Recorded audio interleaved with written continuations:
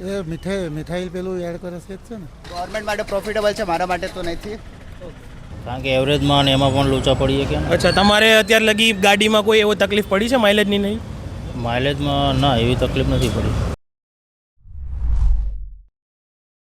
સમગ્ર દેશમાં એક નામ ખૂબ પ્રચલિત થાય છે, E20 અને E85. હવે E20 જોવા જઈએ તો 1 એપ્રિલ 2026થી ફરજિયાત લાગુ કરવામાં આવ્યું છે દેશભરમાં. E20નો મતલબ છે કે પેટ્રોલમાં હવે 80% પેટ્રોલ હશે અને 20% ઇથેનોલ હશે. ઇથેનોલ એટલે કે શુગરમાંથી બનેલું જે શુગર કેન છે એ એનો મેઇન સોર્સ છે, જેના કારણે બાયોફ્યુલ ટૂંકમાં કહેવામાં આવે છે કે એનર્જી ખૂબ બચે છે એનાથી. ત્યારે ઘણી જગ્યાએ એવા પણ અહેવાલો સામે આવ્યા છે કે આનાથી એન્જિનને ઘણું બધું નુકસાન થાય છે અને એન્જિનની જે માઇલેજ છે એ ઘટી જાય છે. ઘણી જગ્યાએથી એવા પણ વિડીયો સામે આવ્યા છે કે જ્યાં પેટ્રોલની ટાંકી છે એ ટાંકીની આજુબાજુમાં કીડીઓ અને મકોડા થઈ જાય છે. ત્યારે હવે 5 જૂનથી અમલમાં આવવાનું છે કે 85% E85 અમલમાં આવવાનું છે. એનો મતલબ છે કે હવે 85% ઇથેનોલ અને 15% પેટ્રોલ.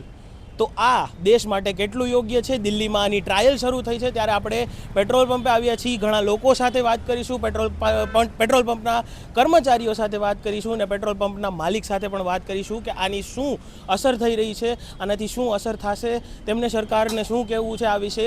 આવો જાણીએ.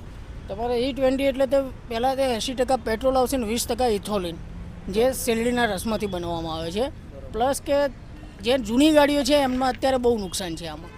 બરોબર, પણ જે 1 એપ્રિલ છે ત્યારથી બધી જ જગ્યાએ E20 એમ કહેવાય છે કે ફરજિયાત કરવામાં આવ્યું છે અને હવે એમ પણ કહે છે સરકાર કે ભાઈ અમે બધી ગાડીઓ જે છે એ E20 પ્રમાણે જ બનાવીએ છીએ. તો એમાં તમારું શું કહેવું છે? એમની વાત સાચી છે, પણ જેને જૂની ગાડી છે એમને શું? E20 વસ્તુ છે નથી એવું નથી. અત્યારે નોર્મલ બધા પેટ્રોલમાં આવે છે, એમને કે ઇન્ડિયન ઓઇલ તમે કોઈ બી પંપે જશો નોર્મલ પેટ્રોલ જોશો એટલે એની અંદર 20% ઇથોલિન તો છે જ, ફરજિયાત જ થઈ ગયું, ફરજિયાત જ છે. આ પેટ્રોલથી કોઈને એન્જિનની કે એવી કોઈ તમારી પાસે ફરિયાદો આવી છે? હા, ઘણા કસ્ટમર પૂછે છે કે ભાઈ અમારે E10 સપોર્ટેડ છે, અમે E20 નખાવશું તો ગાડીમાં નુકસાન, અને આ વસ્તુ થાય છે. અને અત્યારે જે E10 સપોર્ટેડ ગાડીઓ છે એમાં જો 20% તમે ઇથોલિનવાળું પેટ્રોલ નાખો એમાં ગાડીને એન્જિનને કોઈ બી નુકસાન થાય તો કંપની અત્યારે જવાબદારી નથી લેતી. કંપની ઇન્સ્યોરન્સ કે એવું કોઈ ક્લેમ નથી કરી આલતી, બરાબર. એટલે કસ્ટમર અત્યારે ઘણા એવા છે કે જે અમને સવાલો પૂછે છે કે ભાઈ અમે આ પેટ્રોલ નાખીએ તો સારું રહેશે, નુકસાન થશે કે નહીં થાય. આવા ઘણા સવાલો આવે છે અમારી જોડે. તો તમને શું લાગે છે આ જે 20% ઇથેનોલ છે એનાથી તમારી ગાડીને ફાયદો થાય છે, નુકસાન થાય છે, શું કહેવું? ડેફિનેટલી નુકસાન થાય છે, કારણ કે આમાં તો 20% ઇથેનોલ છે અને ગવર્મેન્ટે ડિસાઇડ કર્યા છે પેટ્રોલના ઇમ્પોર્ટ કમ કરવા માટે ઇથેનોલના મિક્સ કરીએ તો ઇમ્પોર્ટ કમ થશે અને જો એક્સચેન્જ ગવર્મેન્ટના બેનિફિટ થશે, ઇમ્પોર્ટમાં ઓછા પડશે. આપણી પાસે બીજા એક ગ્રાહક મિત્ર છે. સર, E20 વિશે તમને કંઈ ખ્યાલ છે? નહીં, પણ ઇથેનોલ એને મિક્સ કરવામાં આવે પેટ્રોલમાં એવું મેસેજ છે. તો તમારું શું કહેવું છે? આ બરોબર છે સરકાર માટે કે સરકાર તરફથી આ સારો નિર્ણય છે કે ખરાબ નિર્ણય છે? તમારી માટે બરાબર નિર્ણય નથી. સરકાર માટે બરાબર હોય તો ખબર નહીં, પણ ગ્રાહક માટે તો ગાડીને નુકસાનકારક જ છે. અચ્છા, તમને એવું સામે આવ્યું છે તમારી સામે કે ગાડીને નુકસાન થયું હોય હજી લગી? સાંભળવામાં મળ્યું છે. ઓકે, સાંભળવામાં મળ્યું છે.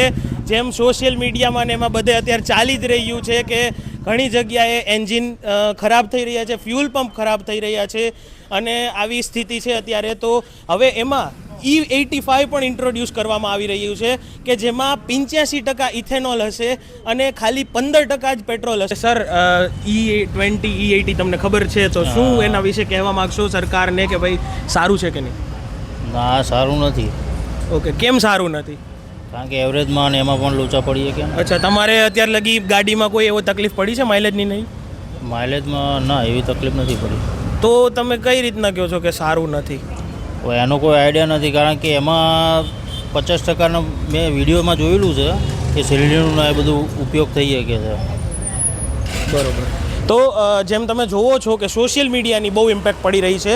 લોકો સોશિયલ મીડિયામાં જોઈને વિચારી રહ્યા છે કે તેમની ગાડીમાં ફરક પડશે, માઇલેજમાં ફરક પડશે. તો આમાં ઘણા બધા આપણને મિક્સ પ્રતિસાદ મળી રહ્યા છે. ત્યારે આપણી સાથે વધુ એક મિત્ર છે જેમને આપણે પૂછવા માગશું. અંકલ છે.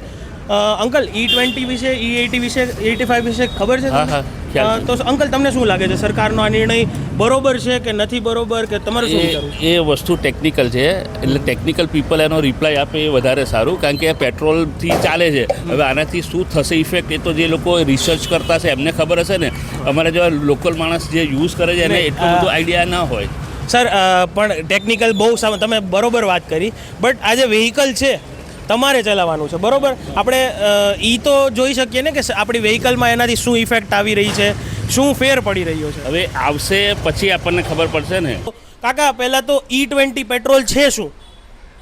E20 પેટ્રોલ એની અંદર જે આ કેમિકલ્સના એ મિક્સિંગ કરવામાં આવી રહ્યા છે એના કારણથી એન્જિન પાર્ટની અંદર જે રબર પાર્ટ્સ આવશે, જેવા કે 4 સ્ટ્રોક બાઇકના હેડના ઓઇલ સીલ, સર્વપ્રથમ એ ખરાબ થશે તો ગાડીનું પરફોર્મન્સ બગડી જશે, અને ગાડી ચાલવાનું જે પરફોર્મન્સ બગડી જશે એનાથી કસ્ટમર પરેશાન થશે, અને કસ્ટમર એઝ અ મિકેનિકને જ એનો દોષ આપશે કે મેં હમણાં સર્વિસ કરાવી હતી, એ પહેલાં કરાવી હતી, બરાબર ચાલતી હતી, હવે નથી ચાલતી.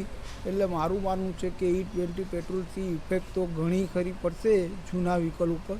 જસ્ટ નવા મેન્યુફેક્ચરિંગમાં જે મુજબ કંપનીઓ બનાવે તો એના પર આધારિત છે કે E20 એના ઉપર કેવી ઇફેક્ટ કરશે. જ્યાં સુધી અમારી સામે નહીં આવે ત્યાં સુધી અમને પણ એનું પરફોર્મન્સ ખબર નહીં પડે.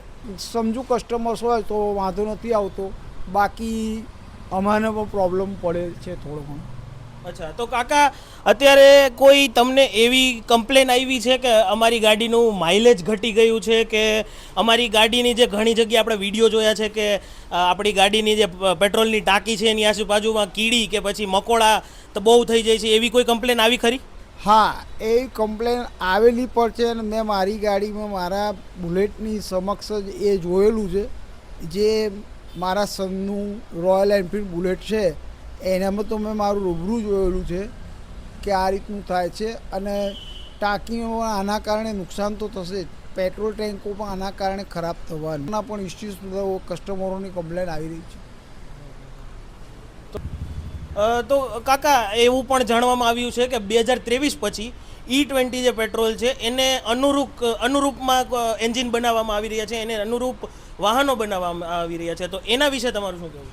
જો એના અનુરૂપ વાહનો બનશે તો એમાં તો એન્જિનિયર એમના રીતે પ્રોબ્લેમ સોલ્વ કરશે, પણ જે જૂના વાહનો છે એમાં કસ્ટમરોને સમજતા અને અમને સમજાવતા 6 થી વધુ વર્ષ થવાની શક્યતા લાગી રહી છે. જે પ્રોબ્લેમ કસ્ટમરોને જાણ પછીથી થશે, જ્યારે ડિક્લેરેશન ધીમે ધીમે માર્કેટમાં આવશે તો એકબીજાના થ્રુ કસ્ટમરો પણ જાણશે ને અમે પણ જણાવીશું, ત્યારે ખબર પડશે.